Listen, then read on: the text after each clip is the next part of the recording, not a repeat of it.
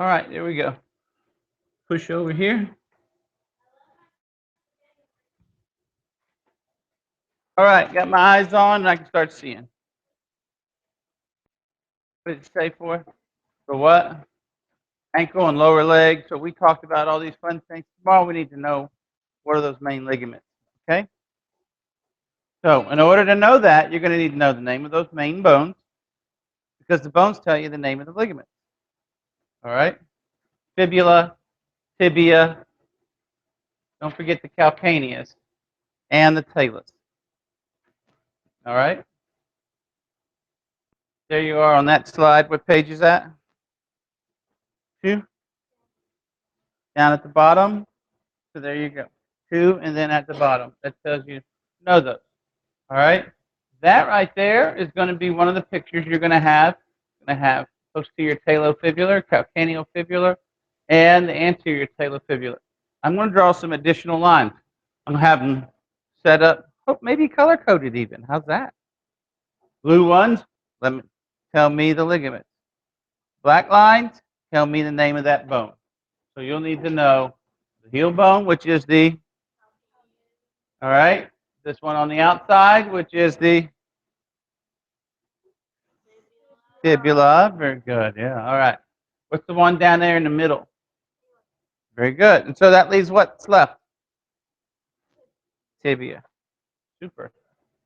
All right, so unless you want to go through all of that, you want to? We will learn some of this. Because we need, see the yellow one? And let's see where, here it is. See the green one down at the bottom? Tendon of peroneus longus muscle. See that? Yeah, we'll make it better for you. I'll find something for you. All right. Oh, yeah, anterior compartment. All right. Did y'all discuss about how this happens? Okay. Most you see this a lot with car wrecks. I know that has nothing to do with athletics, but unless somebody's driving a car on the field. Okay. One of our coaches, all right, he had a tibia fibular fracture, right? And we can get him to come in and we'll show you the scar. And what happened is they put a rod in, sewed him up, and the swelling just kept getting bigger and bigger and bigger. All right? So, millimeters of mercury is what we test in blood pressure, right? So, if at one time, let's say that the quasi-pro or there was 120/80, all right? We know what those stand for, those numbers? All right? On the beat, it takes 120 millimeters of mercury to push against your arteries. Okay? If you get high blood pressure, that means your arteries are getting filled with plaque. So it takes more to push. Now, if at some time, she's got 120/80, if at some time I get something that compresses her here greater than 120 millimeters of mercury, is she still going to get blood down to her hand? Because this is greater than what her heart is pushing. So what's going to happen down here to her hand? She's going to lose it. What, she going to put it in her pocket or something?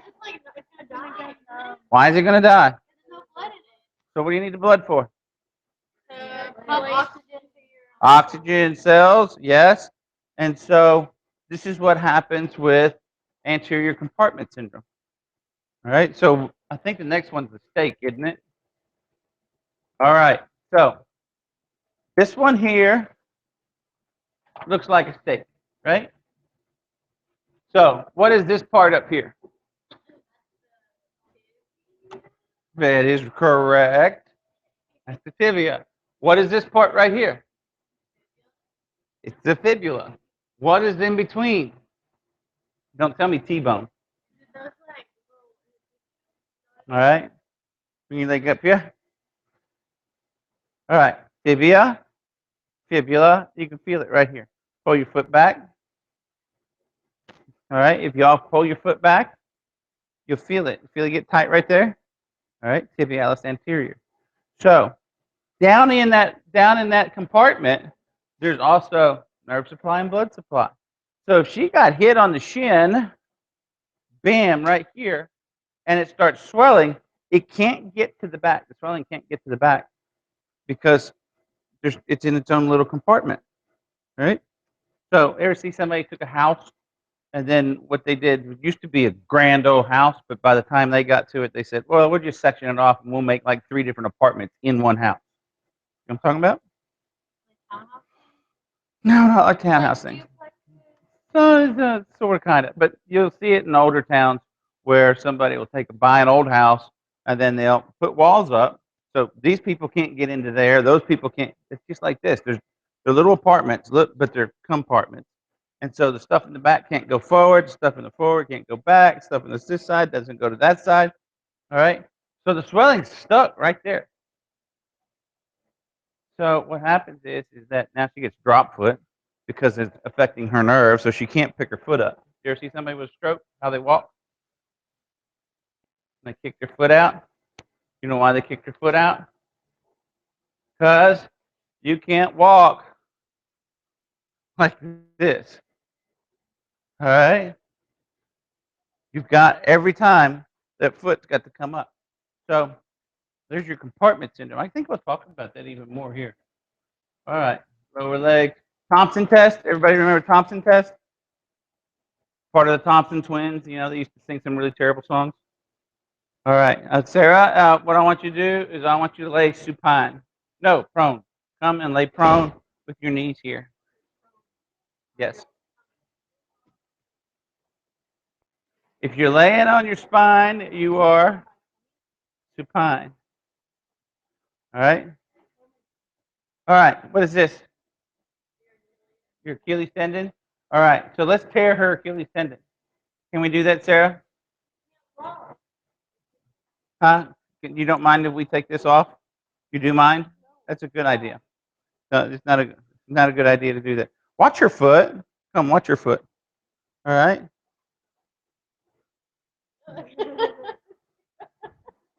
Watch your foot on this side. I'm doing that. She's not doing that. Okay? If I squeeze here and you don't see this happening, she's probably got a rupture in her Achilles tendon. Good job. All right? So that's your Thompson test. Oh, look, Sarah, we already took a picture, had it developed, and put it on the slide for you. I don't know. Your feet are about that big.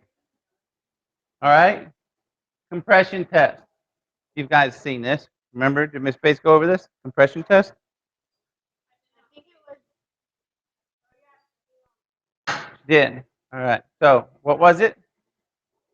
Shannon?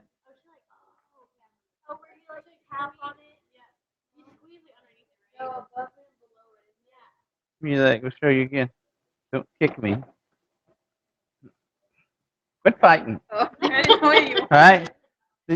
And any of you that's seen me that go out, I got an ankle sprain, etc., and you hear me say, I know you're going to feel under my thumbs. You not heard this? And then I take the tibia the tibia and the fibula, and I will push them together. All right? So what am I doing to the fibula? I'm bending it. Okay? So if there's, what do we know about force? It's going to find the weakest spot. So if she has a break, it's not going to bend. The force will cause that fibula to push across the fracture site. That's going to set her up. She might punch me. Please don't. All right? So compression, where you're compressing the tibia and the fibula together, right? Anterior drawer. She did this, right?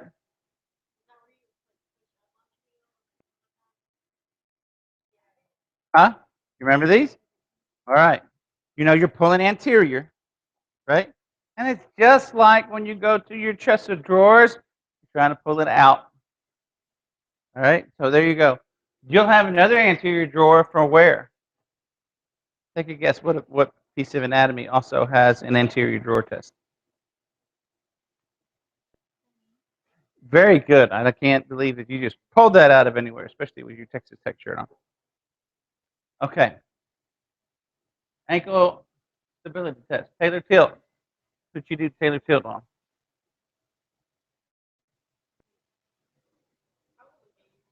Let's see a Taylor tilt.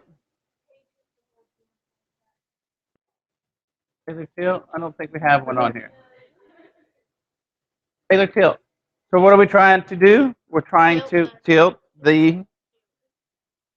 It's pretty easy. All right, Sarah, since you're already on the table, let's see your ankle again.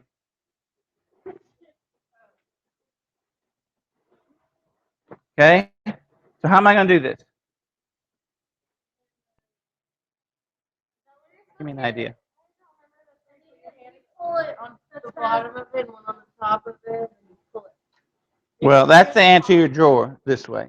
If you feel a clunk, yeah, that's not good. Taylor tilt, we're tilting the Taylors. Now, what are you, double jointed or something? Yeah. All right. So, holy smokes. All right. So we compare each side. We also look to see, and I got a YouTube I'm going to show you all tomorrow about a dude that shows you all of these tests. All right, and then has them drawn out where you're watching. All right. I know that she talked about grade 1, 2, and 3. What are going to be the big signs as differences on these? Big words. What are the big words that shows you difference? Grade 1, grade 2, grade 3. Look at the first word. What is that? That's not the first word. What's the first word of grade 1? Huge difference, right? I bet we find moderate. Oh, we do find moderate in grade 2. So there you go. Have an idea. Your instability is going to be greater or less. Your pain levels, greater or less. Your swelling, greater or less. Positive anterior drawer. So your tests you're going to have more positive tests on grade 3. All right? Look at here, non-weight bearing. Inversion ankle sprain. I heard Miss Bates talking about that on heels. So I won't get an inversion ankle sprain for heels. All right, I fixed this. This is pretty cool. Where can you find? Have you seen this? Where have you seen it? All right. Pre-wrap. What's that part there? Anchors. What are you going to do next? What? Did you say spat? Who is what? Who is taping? Me. It is me. Huh? Did I speed it up? No.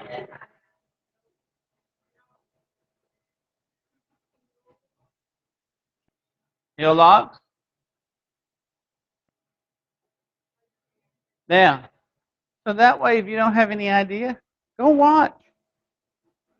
And then cover up. Always top to bottom. Why is it top to bottom? So when you put your socks on, it doesn't roll. You are so right. Actually talking, it's probably going to be, yeah, it'll be on the Google. Because there's actually, huh? Well, it is easy.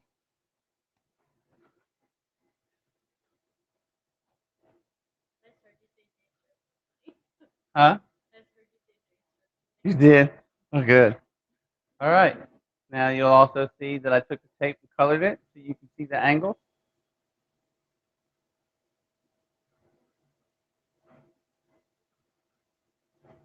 There you go. Hey, y'all. Who has not, all of you been tested for ankle taping?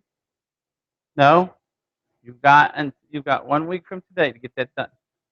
All of you need to be taping ankles now. When these folks come in, you need to be proficient enough to where you can say, I want to do it. All right? I know you can. So, ankle fractures. Oh, don't we love fractures? Not really. In most cases, fractures, what's number one sign? In most cases, the two number one signs obviously is deformity. You know, if I've got 3 elbows between my shoulder and wrist, I've probably got 3 broken bones. All right? The other one is swelling. Remember the boy that fell off the deals out here the other day? You weren't in there. But the biggest thing he had was a huge pocket of swelling. It's in a weird spot, too. But it certainly made us think, uh-oh, something's broken. There may be no deformity if a fracture, but a fracture can be suspected, and splinting is essential. All right. Have all of you, including y'all over there, do all of you know how to use the vacuum splint? All right, you go get the Hoover, you bring it out, put the attachment on, clean some of the stuff in the ceiling. Vacuum splint.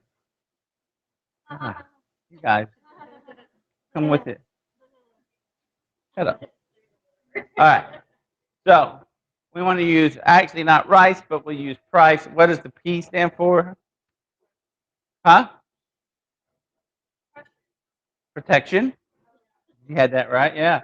R is for rest. Very good.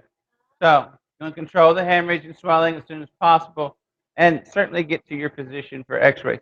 Some people today are saying that don't use ice at all, and there's I don't know entirely what their theory is, but it basically stems on, well, the body gives you swelling, so you may as well let it happen. You cannot control all swelling. And so the swelling from the time you see an injury until you get ice on it is plenty enough swelling for them to have their natural responses. Matter of fact, our doctors have told us that there's no need in having excessive swelling. So we're going to still go with that until there's more definitive reasons why not to ice. I like this guy's leg. Huh? You ever seen something like that? When you do, you just, whoa, that's cool. All right, dude. Well, hey, look at, don't know. You don't want your athlete looking at it. All right, Achilles tendon strain. Where's your Achilles tendon? We just, yeah, the back of your ankle. That weird deal. All right, from very mild to severe, the most severe being a partial or complete avulsion. We talked about avulsions being just completely off. It's torn away. You can have an avulsion of skin. You can have an avulsion fracture. I think that's what y'all are doing next is fractures. All right. Most people, what they say is that I was walking and it felt like someone took a stick and hit me in the leg. Right. The other thing about it is if you've torn one, you're 50%. You've got a 50% higher chance of you having the other one tore. So there's got to be something genetic going on there. Price for a price. Put a heel lift in the shoe. Begin strengthening and stretching. All right. My thought on stretching is when you're injured, you've already got tendons and muscles that are already pulled if you've got a strain. So only stretch until you feel a stretch, not till you feel pain. You don't need to have it continually be pulled apart. Inflammatory condition, tendonitis.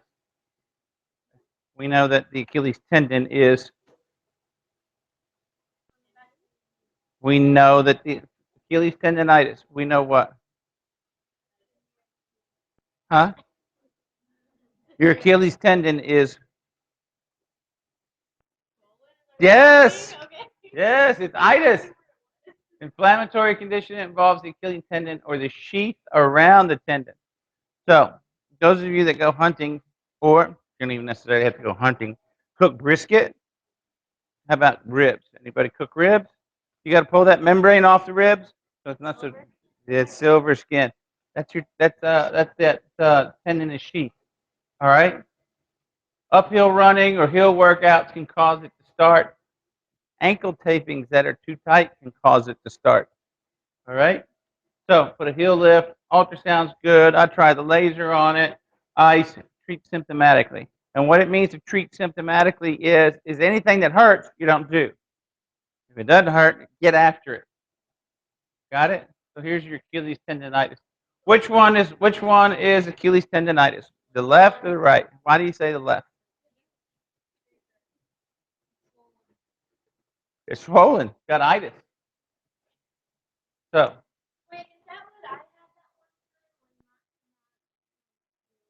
certainly. On the side, no. No.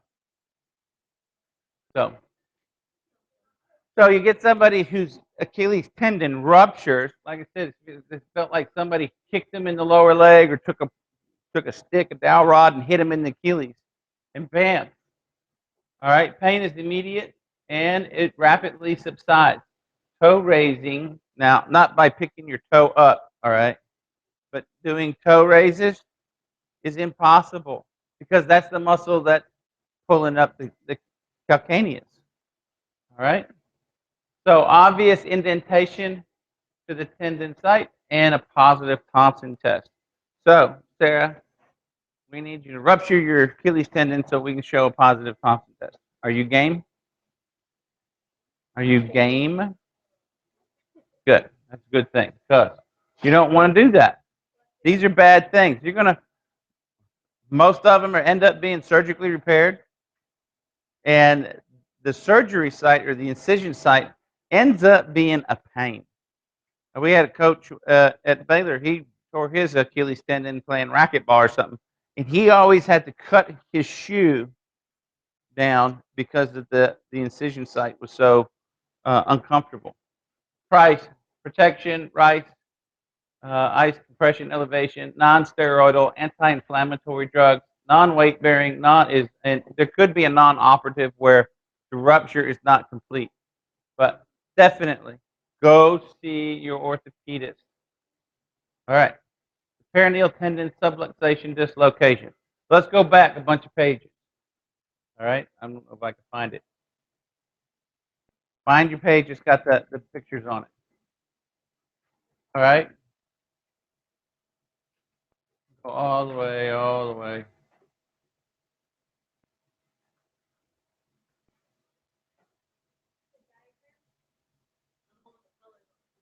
Yeah, that one. All right, who's going to be Sarah? You don't have any socks on, so you're going to help me again. Well, good. I don't see them, but come on. All right, here we go again. That's good, right there. What I want you to do is I want you to take your foot and bring it out and up like so. Okay? Where do you feel that? Bring it all the way out and up. And where do you feel the muscles getting fatigued? Yes, over here. That muscle comes down. All right, there's the fibula. It turns into a tendon. It comes behind here, just like you think, and then it attaches underneath this bone right there. All right. So, how can it make this curve? Any ideas?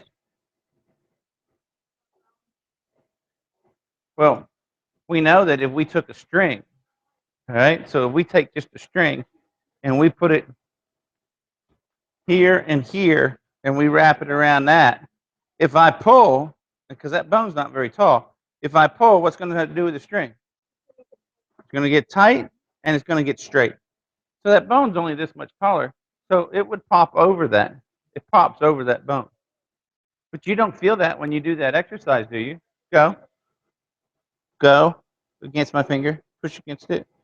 Ew, Sarah. Huh? You don't feel that, though. You don't feel it popping out. All right? Because of this. Look at what this is. What's that say? The superior perineal retinaculum. It's a little groove that tendon goes through, and that retinaculum says, "Okay, I'm going to stand here all of my life, and I'm holding you in this groove until that retinaculum tears." Then remember what I talked about with the dealing with the string being pulled and it wants to go over. That's what happens. It pulls over. So let's go look and see if we can find it again.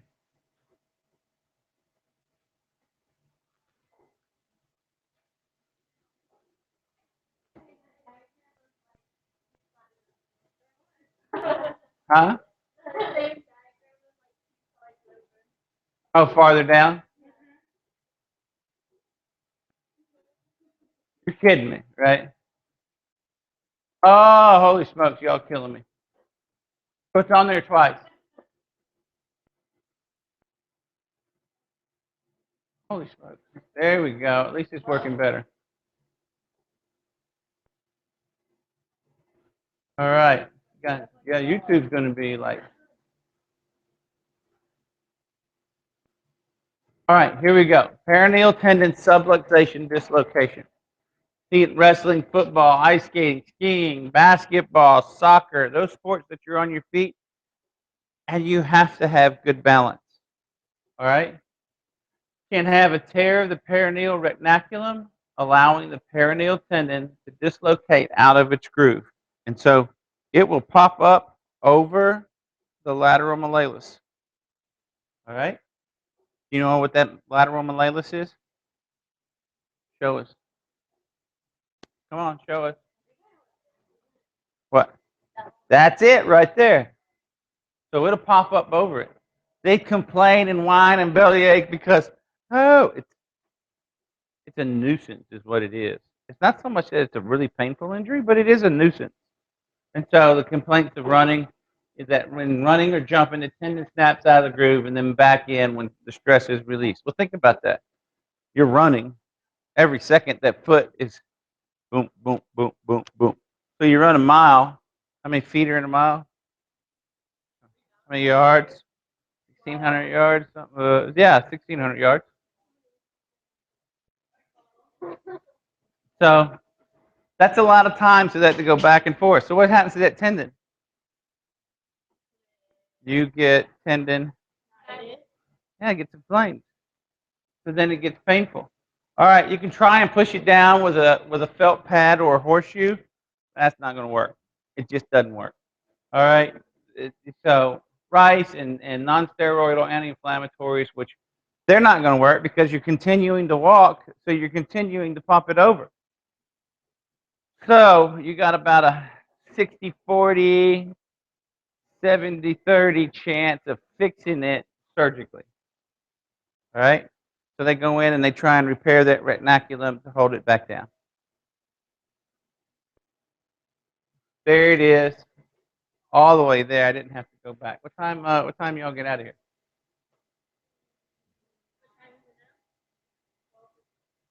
What time do you get out of here? Oh, we got plenty of time. All right, tomorrow I will show you this video, or you can see it on the website. On the website, you'll see this. They had a coach. She had it surgically repaired. Every time she went out and went like this, now you'll hear a click every time she does it. That click is her perineal tendon clicking over the malleolus. All right. Anterior tibialis tendonitis. Sarah, let's see your foot again. All right, come. All right. Who drives a car? Who's driving? Who's got vehicles to drive? Who drives an automatic? Yeah. So you don't drive at all. Thank the Lord. All right. Oh wow, do that again. Oh, I can see it. See right there? You can reach down there and you can feel this. All right. Don't let me push your foot down. All right. See how prominent that is? That's your chest. Now you feel this here, don't you? You feel that's where you're holding it up. That's fatiguing when I push against it. Very good. Tibialis anterior. On the top, next to the tibia, and to the outside. Got it? Now, why am I asking about cars? I'll tell you. Because when you start driving, you might get anterior tibialis tendonitis. Up here? And then this starts to get fatigued here, and then you're like, huh. Try that with a stick shift.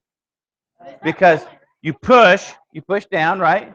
Then you push the clutch in. You're using your whole foot to push the clutch in, but you're only going like this to release on the pedal. So you're here, you release, you shift. Here, you release, you shift. Here, you pull up. And every time you're doing that, you're just going over and over. And repetitive action causes micro trauma. Remember? We talked about tendonitis. Did we talk about? So that repetitive action starts irritating that tendon. Tibialis anterior tendonitis. What sport, let's even get more specific. What player in football might end up with tibialis tendonitis? Anterior tibialis tendonitis. Huh? No. No. Yeah, kicker. And let's hope he's, well, that was terrible. Did you watch the ball games yesterday? Poor guy against the Minnesota Vikings, 27-yard field goal. He missed it.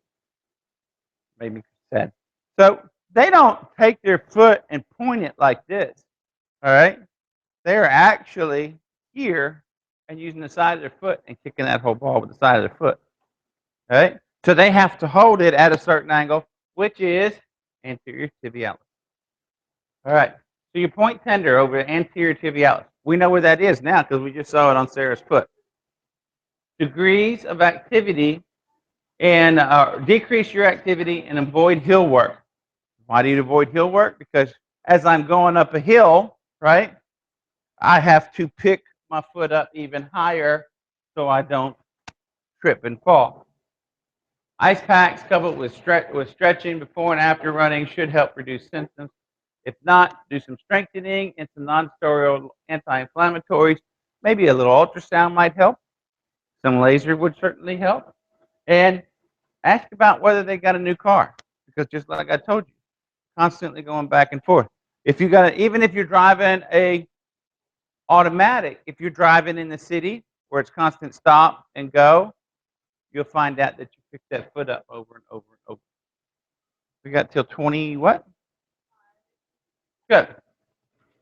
Perineal tendonitis. Sarah. Remember when we looked at your foot? All right. The time that you went out and went up. Okay? That was to show the common groove, right? The retinaculum that holds the perineal tendon in the common groove. But there's also something else, is the perineal tendon itself that goes through there. Where do you think we might see a perineal tendon inflamed, and why would it be missed?